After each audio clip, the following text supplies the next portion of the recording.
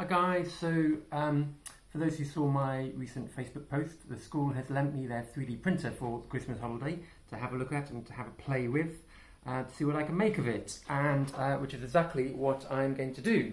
So, for those of you who do not know, this here is a 3D printer. This is the school's 3D printer. If I step back a bit, you can actually see it.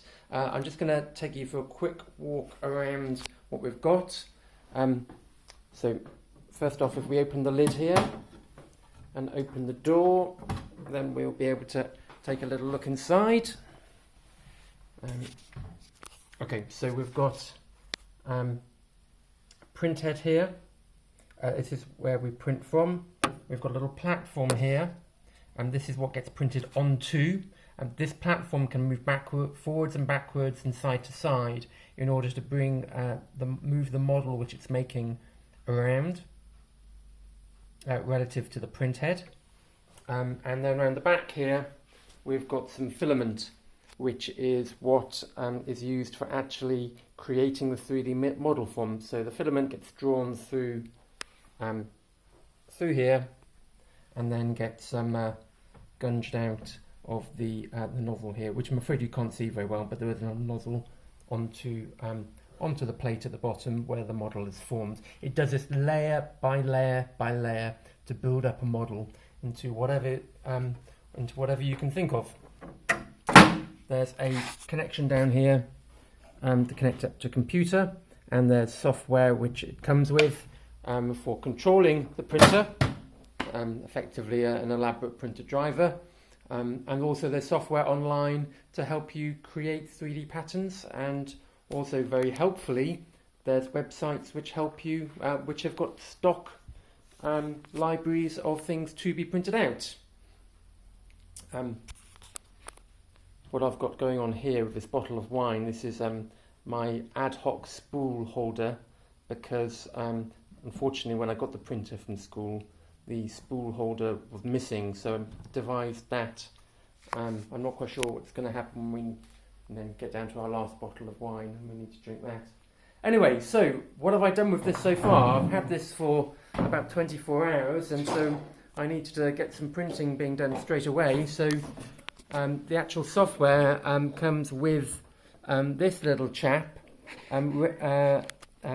ready to print out. So they suggest this as your first print. And so I printed this out, and here we've got a beautiful looking little bunny rabbit, which I think is pretty good. It's quite a good size, but it does take a tremendously long time to print out. This took about 5 hours to do. So it's not a quick process. I was quite impressed with that, and then I wanted to move on to do something else. So I want to show you the second thing which I wanted to do on my computer. So I just need to log back on.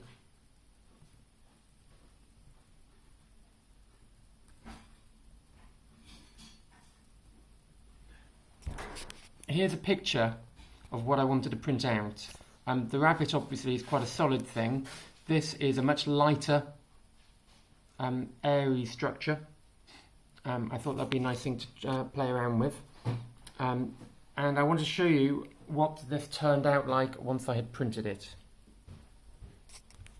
So you can see it's not quite like the picture. When 3D printing, the printer has to add scaffolding in order to hold the bits which it actually wants to make. It needs to sometimes put little stands on in order for the bits which are truly part of the model to be supported by for the process of printing. And unfortunately, this 3D image just needs so much scaffolding that once you're finished, it turns out like this, which really is quite disappointing. So there's a learning experience. You can create a 3D image of something, but the 3D print, that doesn't mean that the 3D printer can actually print it out. So one great rabbit, one very disappointing tree decoration. Okay, so that's where I'm up to at the moment. The next thing I want to do is to try and take a design from one of these websites of libraries. Thingiverse is in fact the website I'm using, Thingiverse. It's worth having a little peek at. And I want to modify something. But more importantly and more excitingly, what I want to do is to try to create a 3D printout of my children's heads. Yes, that's right, I want to create a 3D printout of my children's heads. I've just done a cursory scan on the internet, and there's some suggestion that this might be possible.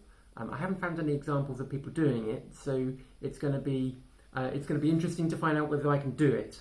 It's going to take me a little while to work through everything, but I've got the Christmas break, and I want to see whether I can do it before the kids go back to school. So I'm going to keep you posted with how I'm doing, and more fingers crossed there'll be something to show at the end of it. For now, that's all. Have a good Christmas. Bye-bye.